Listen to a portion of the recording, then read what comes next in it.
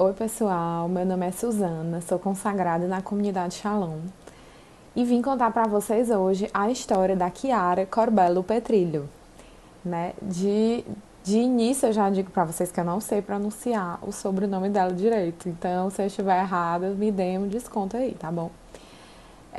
Eu conheci a Chiara no Instagram, né?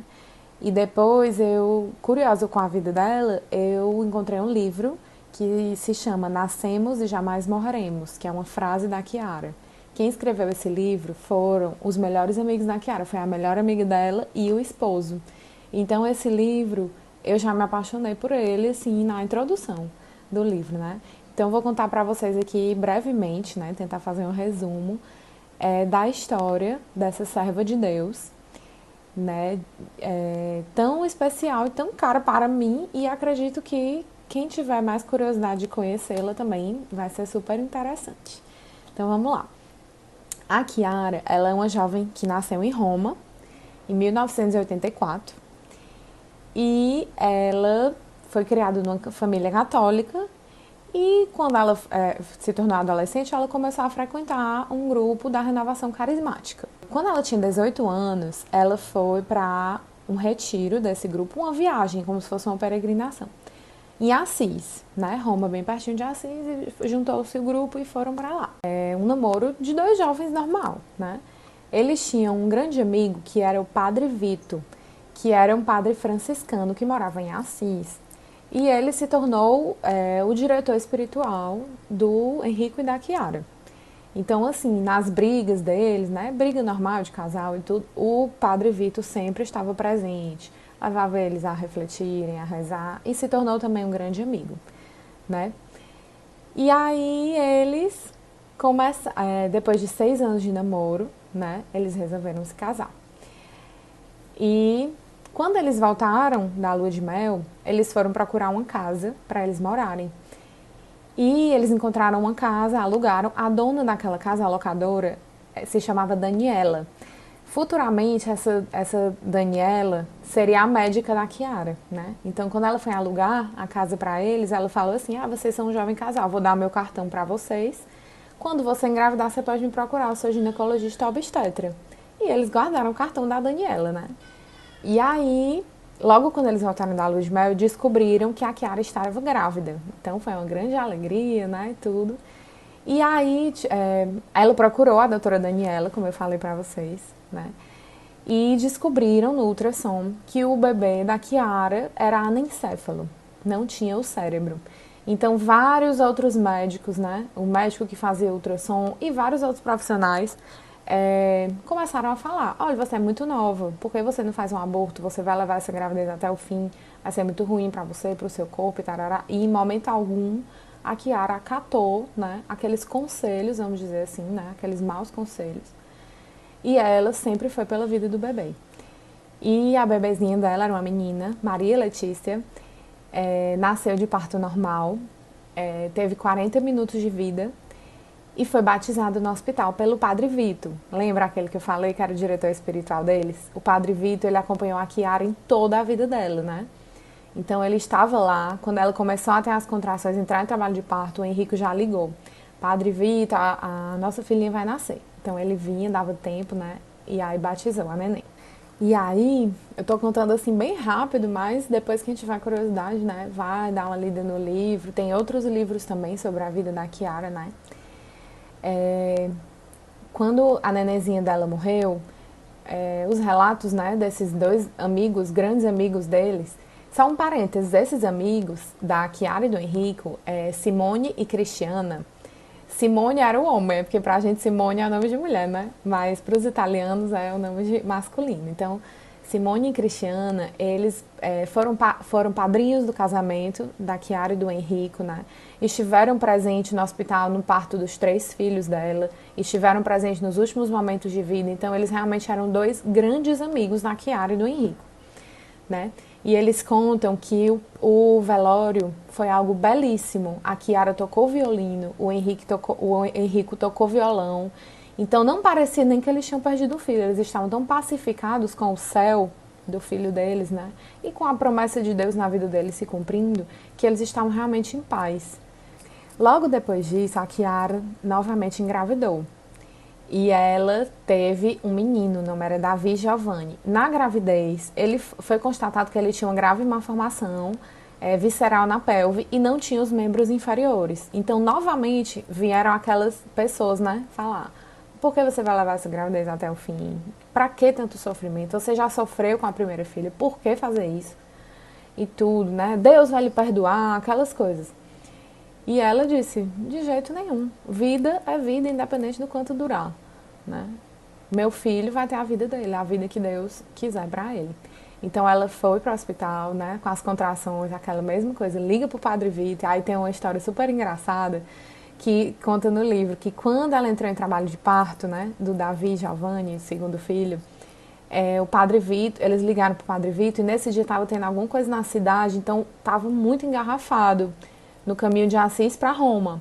E aí a pessoa que foi lá buscar o Padre Vitor, né, de carro, disse: Padre Vitor, nós não vamos chegar a tempo. E aí ele saiu do carro, pediu carona para um motoqueiro e conseguiu chegar a tempo no hospital, né? Chegou a tempo de fazer o batizado, né? E o Davi Giovanni viveu pouco mais de 30 minutos e também foi para o céu. E no velório se repetiu a mesma coisa do primeiro filho. Eram dois pais pacificados, em momento algum, né?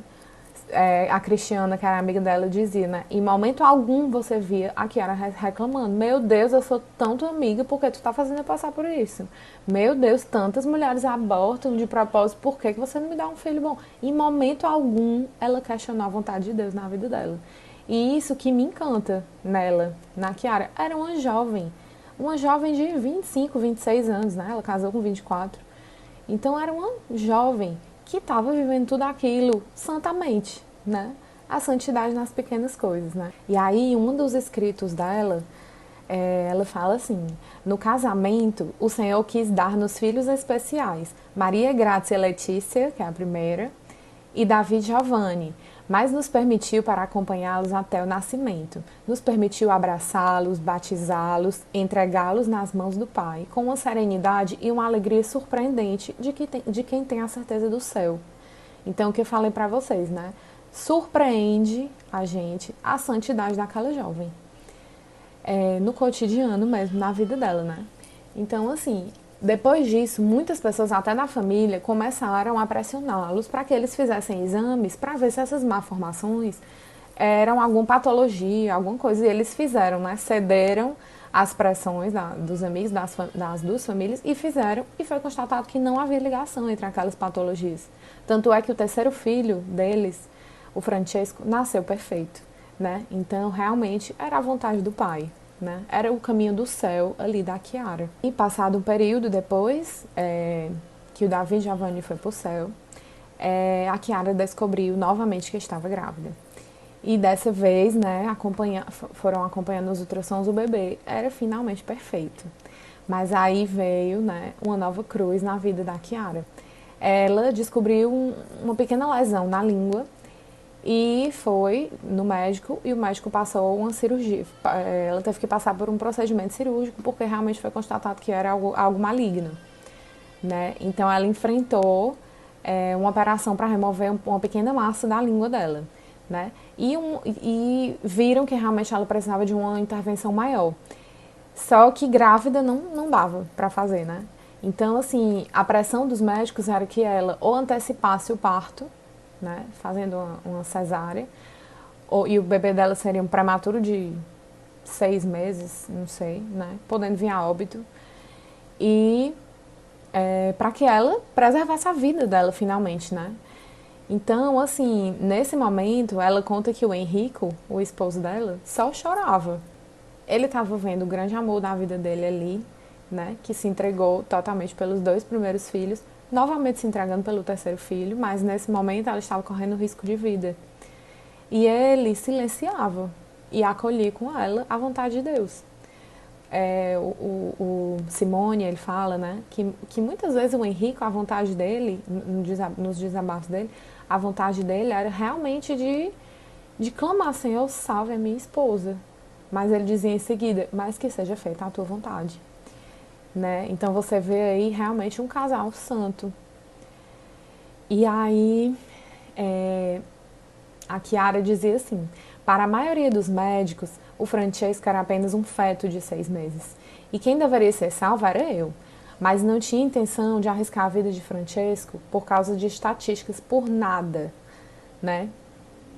Eu não queria dar à luz meu filho prematuro para que eu pudesse operar-me, né? Ela queria levar a gravidez até onde desse, até onde fosse a vontade de Deus, que Deus escolhesse o momento do neném dela nascer. E aí, pessoal, vou correr aqui para terminar, tá ficando muito longo, né? Mas vamos lá. O Davi Giovanni nasceu, né? E aí, ela na sala de parto, ou no hospital, né, esperando o momento do parto, os relatos dizem que ela tranquilizava as outras mulheres que estavam lá em trabalho de parto. Então, mais uma vez você vê a Chiara no sofrimento, né, acalmando outras pessoas. Então, ela saía da dor dela para ajudar as outras pessoas. E isso é uma característica muito comum dos santos, né? Não parar na sua dor, né, mas sempre servir ao outro. E começou rapidamente a quimioterapia e radioterapia, mas nesse tempo que ela abriu mão do tratamento para preservar a saúde do filho, né, o tumor já estava se estendendo muito, então já estava nos pulmões, no fígado e até mesmo no olho direito, que por isso que ela usava aquele tampão, daquela foto dela muito comum, né, que a gente vê. Quando foi em maio de 2012, o padre Vito, que era o diretor espiritual, conseguiu para ela e o esposo e o filho Francesco que eles visitassem o Papa Bento XVI na Praça São Pedro. E ela conta que foi uma graça imensa. E assim, o Jornal Vaticano, aquele L'Osservatore Romano, gente, eu não sei pronunciar, viu? Me desculpe aí. Eles falam que esse casal, né, como era belo, uma família cristã que confia totalmente na providência e que levou realmente a sério o evangelho. E pronto, depois disso, a doença dela foi avançando, né? Tanto é que ela chegou ao ponto de ficar muito, muito, muito magra, que ela não conseguia nem sustentar o braço para segurar a mamadeira, dando pro filho dela. E isso ela contou, confidenciou para a amiga dela, né? E a amiga dela conta no livro que ela sofria porque não conseguia segurar a mamadeira para dar o leitinho do filho dela, né? E era uma mãe que viveu aquele tempo ali ofertando, né? Ofertando tudo a Deus, ofertando. E o esposo dela disse: eu não vi a Chiara reclamando, momento algum. Pelo contrário, ela falava da doença dela, às vezes até brincando, ela chamava de o dragão, né? O dragão era o tumor. E depois disso ela foi passar um tempo numa casa da família dela próximo da praia. E lá ela viveu os seus últimos dias. Todos os dias ela rezava o terço com a família, né? Muito devota de Nossa Senhora, muito devota de São Francisco.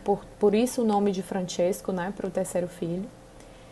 E lá ela fez sua Páscoa, né? Uma jovem de 28 anos que foi para o céu. E essa é a história da Chiara. Eu espero que vocês tenham gostado e que vocês tenham curiosidade, né, em conhecer mais sobre ela. É isso. Shalom!